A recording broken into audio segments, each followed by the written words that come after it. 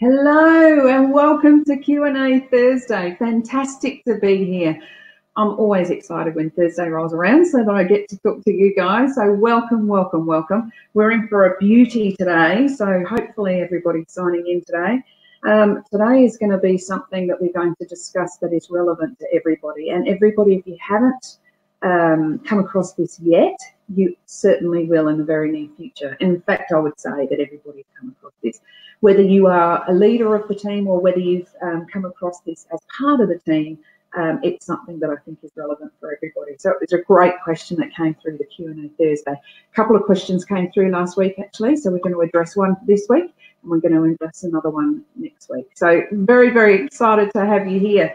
Okay, so without further ado, we're going to do a bit of housekeeping before we start. So what I'd like to do is to see who is on the air with us today. So I know there's some people online. I can see we've got some people online, so that's fantastic. So just down in the bottom right-hand corner, you will see a little chat box there. All I want you to do is say that you can see and hear me, and that'll be fantastic. So if you just want to put down there in the bottom right-hand side a big howdy, and let me know that you can see and hear me. So that'll be fabulous. All right.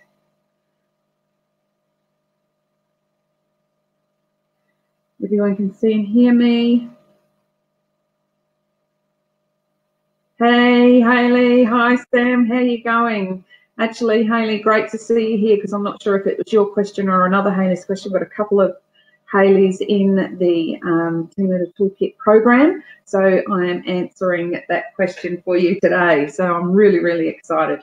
Okay, so we've got a couple of people online. There's a few more joining us along the way, but we'll get right into it. I'm really, really excited, as I said, to have you guys here. It's been a full-on week with lots and lots of things happening. We've got some Toolkit Masters that have joined us this week, so welcome to those new ones. And we've also got some people that are doing some face-to-face stuff that are always invited to join us if they want to as well. So welcome to those people that might be joining us today. Okay, so without further ado, we're going to get stuck into it. Now remember, this is like every time else that we have a chat. If you've got any questions, thoughts, queries, insights that you want to share with me and the rest of the Team Leader Toolkit Masters, then feel free to absolutely just write in the chat box, write your question, write your insight, write your success, whatever you want to do, and we would love to hear from you. All right, so without further ado, let's start. So I am going to share my screen with you, so bear with me and we will have a little crack. All right, here we go. Live coaching for the 17th of May 2018. Fantastic. All right, so what have we got? We are going to discuss today, and I'm down here, by the way, we're going to discuss today a great question that came through by Hayley. So well done, Hayley. Okay, so how do I handle conflict on my team? So as I said, this is something that has come up, probably one of the most regular questions that gets asked. Because when you've got a fairly large team or even a small team, you're going to have different personalities in there that will sometimes clash. Okay, so it's okay to have conflict on the team. So we're going to talk through what you can do about it and some of the watch outs that you shouldn't do. Okay, so we're going to talk about those today. If you've got any questions, as I say, make sure that you just put it into the live box so that I can tell that you're asking questions, and we'll go from there. All right, so without further ado, let's have a look. What do we do? It's an interesting question, isn't it?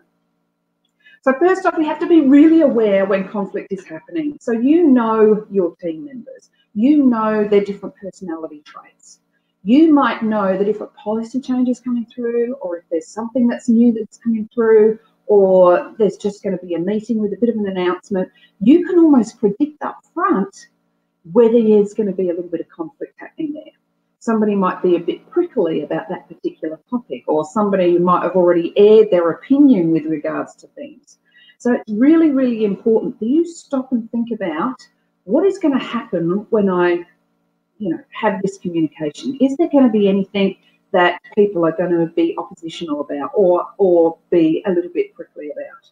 That is the first step to resolving it, because if you can plan that conversation and use the right language and all those sorts of things, then you've got a better chance of not having a confrontational type situation. So especially if you can think that people may be disagreeing with each other. So really, really important thing to think about there. You will know what to expect. So then you can think about, so what do I have to do to avoid this from happening? Do I need to help some people help me with the communication, especially the ones that are a little bit prickly? Shall I get them in early, have a chat to them about it, dial up the why we're doing it so that they can get the benefits and understand the reasoning why, and then maybe, you know, you're going to have less chance of conflict. Maybe you need to do it in a staged approach. You know, so there's lots of things that you can tweak and change if you can predict what you think the worst case scenario will be. So know when conflict is happening or will happen. Obviously conflict happens, you know, ad hoc too. So there might be something that's happening in the team that you're not aware of. But if you've got that relationship with your team members, so you actually get to walk around, you get to talk to them on a regular basis, you can almost sense when things are starting to brew. And as a leader, that's going to be absolutely instrumental for you to nip it in the bud really, really early. So know when conflict is happening, or if you've got a change coming through, or a policy change, procedural change, something that you know that's going to get people's backs up, think about how they're going to react. So what do you need to do to soften that reaction? Okay, so some of that proactive thinking is really, really helpful in this sort of situation. All right, what's the next thing you can do? So you set the rules. So we've already had a chat about this, and it's all in module 1 with regards to setting expectations with your manager. And then in module 2, in Discover My Team, that's where you set expectations with your team. So you've already set the rules and your expectations, and they've come to you and said, well, these are my expectations of you as a leader. So that's already out there, okay? So you set the rules. So once you've got that foundational level of expectations, then your team can work together. So you can make sure you revisit these and address them if they're not being adhered to. Make people accountable for them. So if one of your norms or one of your rules in your team is to respect each other, and that's not happening for a particular reason because people are becoming quite emotive, then reiterate that rule. Remember, we all sat down and we agreed we would respect each other. So that includes listening to each other's point of view, having a constructive discussion around those. You know, so you need to reiterate those sort of platforms that you've already put in place. So, and you also need to encourage people to have ideas and opinions, because that's that diversity of thought that we need to have in a team. If everybody thought the same way and everybody had the same sort of personality traits, then you wouldn't be able to get that high-performing team. That diversity of thought is actually something that needs to be embraced. So we just need to make sure that they do it in a way that's really, really constructive. So you've set your foundations, you've set your platforms of expectations, you've set how you're going to treat each other as a team and team members. So make sure you make people accountable of that. Okay, so also with that one as well, I think it's important to know that if people have difference of opinions, that's okay. That is diversity of thought, and we actually embrace that. It's when it becomes confrontational. You need to nip it in the bud really, really early. All right, so what else have we got? We've got the ABCs when you disagree, which is really, really important. So if you've got a confrontation, if you've got something that is already heated and you need to nip it in the bud, this is the conversation that you can have with those team members. Because the ABC when you disagree is around, let's focus on what we agree with first before we focus on what we don't agree with. So for example, I've seen it time and time again where people are having confrontation, and in fact, 80% of that conversation they agree with, but they're only focusing on the 20% that they don't agree with. So you as a leader need to go back to what you agree on. So for example, you'll say, okay, so we agree that we need to have this process in place because the old process doesn't work anymore. We agree that the changes in the process affects the whole team, and we agree that the whole team need to come up with a resolution that suits us all. So you've already dictated, look, we're all on the same team here, and there's at least 3 things that we all agree on. And then you want to start saying, so now we need to look at all the solutions that we've come up with and find one that we land on that suits us for 80% of our needs, because we will never get 100%, and we need to be okay with that. So then all of a sudden, when you get to a solution, you would turn to everybody and say, is everybody 80% happy with this? And if people can sit there and go, yeah, okay, I'm 80% happy, well, then you've got a resolution. Okay, so let's just go over that quickly again. So make sure you focus on the things that you are agreeing with. So if you've got some people in the room and they're having a bit of a confrontation or argy-bargy about something, saying, okay, hang on a minute. We agree that this change process needs to come in. We agree that the old one doesn't work. We agree that this impacts and affects the whole team. Do you agree with that? Yes. Okay, suddenly you've got them changing the whole dynamics by taking them away from what they're focusing on with disagreement and focusing on the agreement. And then your next step would be, okay, the resolution that we're going to pick between us is something that we all have to be 80% happy with, because none of us are going to be 100%. Okay, so see how you go with that, because let me tell you, it's been really, really effective in the past. So the ABCs when you disagree. All right, what have we got next? So this is something that I see leaders do all the time, and it's often done with good intent because they're fearful, right? If you've got a confrontation in your team, if people are, if there's infighting or in arguments or whatever, it's really, really confrontational for you to become the leader and go, right, we need to stop this and nip this in the bud. So a lot of times what you'll find is you're procrastinating, you're putting it as a low priority, you're doing other things first. And really what we're doing there is sticking our head in the sand and hoping it's going to go away. Let me tell you this, 9.9 out of 10 times, if you do not deal with confrontation, it will escalate and get worse. It will eat away at your morale of your team. It will stop them from performing as best they can. And it will end up being that people want to leave or go or whatever, because it will just get worse and worse and worse. So we cannot procrastinate. We need to deal with it now. The sooner we deal with it, the sooner it's out the way, okay? So address conflicts immediately, as soon as possible. If a discussion grows heated while you're in that moment, then it's okay to say, do you know what? I think we all need 10 minutes to go and grab a coffee and breathe in and out for a bit. It's okay to say that if it's getting to a point where it's heated and, you're fearful that it might turn into something else. So when I say don't procrastinate, I mean don't ignore it. Address it. Give yourself breaks if you think it's escalating to a point where it's, not going to be impactful. Then come back and revisit. But make sure that everybody knows you are going to be talking about this and you are going to be finding a resolution as a team. Also, make sure that you hear all points of view, because people want to be heard. Okay, so don't listen to the loudest voice. Listen to the voice that actually is making a difference. Listen to all of the voices. All right, what's the next thing that we need to do? Don't take any sides until all the cards are dealt. So this one's hard to do, because sometimes as leaders we'll go in there and we'll see a clear path. We will see someone with an idea that we go, yes, that will work. So all the other ideas we're going to go, it's all too hard.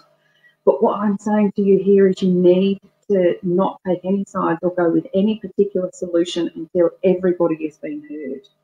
Even if you're inclined to agree with one side of a conflict, don't make a final judgment until everybody has had a voice.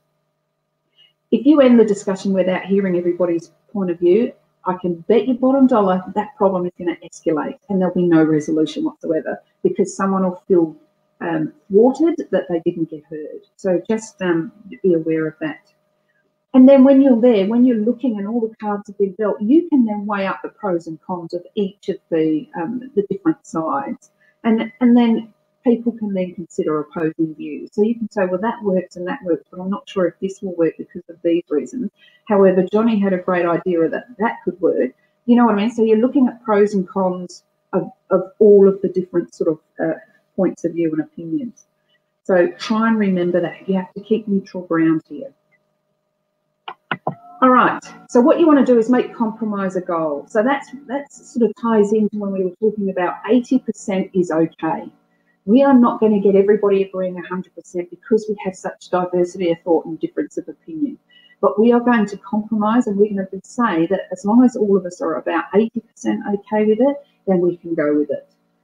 So that will allow both conflicting parties the ability to use their ideas, to have their voice, to voice their opinion, to have their say, and then maybe we can combine points together to get a combined resolution or a better idea or a solution.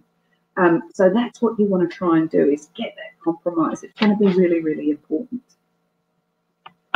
The other thing you're going to try and do is you're not going to try and change your team members. You don't want everyone in your team to think the same. Okay, because as I said before, that diversity of thought, people bringing new ideas, people bringing differences of opinion, people challenging the status quo, that all allows you for your team to grow. What you are there as a team leader to do is to ensure that that's done in a collaborative and a constructive way. So this is really, really, really important. Don't try and change your team member to have everybody thinking the same. Encourage that diversity, but encourage it to be delivered in a constructive and collaborative way. And you can do that by setting the example to do so and being able to jump in there when any sort of conflicts are arising and making sure that they're, you know, done it and they're discussing it in a constructive way. So you're there to propose alternatives. You can list benefits of the other person. You can list the pros and cons. But in the end, sometimes you're going to get to the point where you're going to say, do you know what, Johnny? I know you're going to disagree with this resolution. I know you're probably not even 80% there, but I'm going to dial up why and show you the benefits of why we're going to move in this direction. It's okay that you disagree with it. I embrace your diversity of thought, and you actually got me thinking about another area, which I'm going to look into again. But until then, this is what the resolution, because ultimately you're the leader, you've got the final say. So all you want to do is make sure that you have shown that you value your team's contribution, whatever their opinions or what side of the argument they're on. You value their contribution, and you found their point of view quite helpful. All right, so let's go through that really, really, really quickly again. So if you've got conflict on your team, the first thing you want to do is make sure that you are aware it's happening. Okay, so make sure you've got a relationship with your team that you can see something brewing or something's not quite right, so you can nip it in the bud really, really early. The next thing is you have set the rules, you've set the expectations, you've got the platform. So now it's just a matter of reiterating that. We're going to respect each other because that's what we agreed on when we set expectations as a team. We're going to allow each other to communicate. We're going to embrace each other's differences. Whatever you've set, make sure you reiterate it and you keep people accountable for it. You set the rules. ABC when you disagree. So make sure that people focus on what they do agree on so that you can change the dynamic of that confrontation. Okay, so yes, we agree the policy needs changing. Yes, we agree that this in fact actually does impact the team. And yes, we agree that it's not an ideal situation in its current state. So now we need to find a resolution for that. So you're focusing on, hey, we're all on the same team and we've actually got similar thinking with regards to what we agree on. It's just this little piece here, which is probably 10% of what we're discussing. Don't procrastinate. Make sure you deal with it as soon as you possibly can. Okay, the longer you leave it, the worse it's going to be. Believe you me, it always grows and escalates. So if you can feel something underlying, if you can see some unease, nip it in the bud really, really early. Okay, deal with it now. Remember to let everybody have a voice. So don't take sides until everybody's had their say. Even if you're inclined to agree with one party more than the other, just allow everybody to have their voice first before you come to a decision either way. And try and make compromise the goal. So you want to be able to have everybody contributing and maybe try and see if there's a compromise in there that you can land on. Then everybody will feel like that they've had some sort of idea or thought that was part of the resolution. And then the last one is don't change your team members. It's okay to have diversity of thought. Everybody's got different backgrounds, different upbringings, different experiences, And that enriches a lot of the time your team. The only thing that you need to try and change is behaviours, conversations, language, all that sort of thing, but not that thought process and their difference of opinion. That's a great thing to be engrossed. All right, so how did we go? What did we think about that? Hopefully it was all okay. Conflict on your team is going to happen. If it hasn't happened yet, I'll be very, very surprised. And if it hasn't happened yet, it is going to happen. You're going to have diversity of thought. You're going to have people that think one way and other people thinking in a totally different direction. And for the general time, that is fine. That's okay. So it's just a matter of how are you going to handle that as a leader. And a lot of times through fear, through fear of having to do with conflict, with fear that it's too hard or makes you feel uncomfortable, it takes you out of your comfort zone. A lot of times we avoid it and stick our head in the sand. We can't do that anymore. You're the leader, so there's an expectation that you will actually guide, support and coach your people. And the fact of the matter is you're not there to be their best friend. They don't need any more best friends. They need somebody to guide them, coach them, help them, support them, and that's your job. Okay, so good luck with it. One thing I will say to you, that is in the unlocking portal, in your tools, which is about the second last tab down, or it might be the last tab down, in your unlocking portal. It's open for everyone on day one, so you have access from it straight away. So right now you will have access to it. In that tool suite, you will find a couple of tools in there that you're going to find really helpful. So if you've got two people having a conflict in your team, you can go to the difficult discussion planner and have a think about what that means to you. So if you download the difficult discussion planner, it has in there some questions that you ask yourself. What are the results that you want from this? What are you going to do if this happens? What do you predict to be the result? So it gives you those thought processes so that you can get it out there, so you can have that conversation right on point, and it's not going to be, going off skewing to the left or going off skewing to the right, or someone comes in with a hidden agenda and suddenly becomes that platform to do it. So that difficult discussion planner might be something that will really, really help you. All right. Okay. Have we got any questions with regards to what we've spoken about, with regards to dealing with conflict on your team? Have you got any questions? Got any thoughts? Have you got anything you want to share? So, over to you.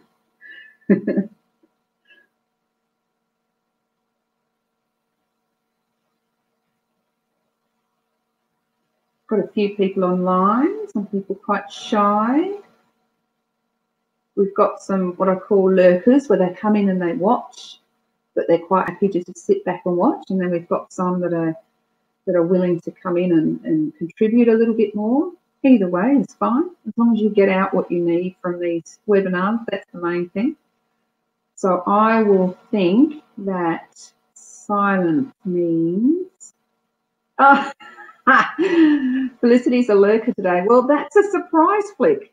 You must have itchy fingers because you're not usually a lurker. You're usually a full-on contributor. But it's nice to see you here. Thanks for joining us, Flick. Okay. All right, so there's no questions, I don't think. Well, I will give you a couple of messages before we sign off today.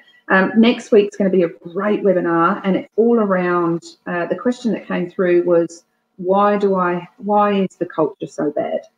So this particular leader works in a department where obviously there's been an ongoing culture that is very unconstructive. So we're going to address that. Not only are we going to address how it got there, but also what that person can do to try and change the culture. But let me tell you, culture is probably the hardest thing to change. It's taken a long time to get to where it is, and it's going to take chipping away, consistency and persistency to make it change. But it's still a doable thing. So I'm going to give you some solutions on how to do that. So if you're sitting in a department where culturally there is some opportunity for it to improve, do not miss next week's webinar. It's going to be instrumental for you to put some stuff in place to try and change the culture of your department. So I'm looking forward to chatting with you about that next week. Okay, without further ado, again, welcome to those new members that have just joined Team Leader Toolkit this week. Fantastic to have you, and feel free to email me at ask@teamleadertoolkit.com if you've got any questions, thoughts, insights, anything that you want to share. That's always open. Remember, we've got the closed Facebook site, so if you want to get online and you want to start collaborating with other leaders from all over the world, then feel free to jump on there and ask whatever you like. And the team leaders in there are really, really brilliant. They'll answer any questions that might come up. And also our webinars, Q&A Thursdays, live every Thursday, so you can tap in there and ask whatever questions you like. All right, without further ado, bye Flick, bye Hayley, bye Sam, bye everyone else who's lurking. Great to see you here, and I look forward to seeing you next week. All right, cheers, bye.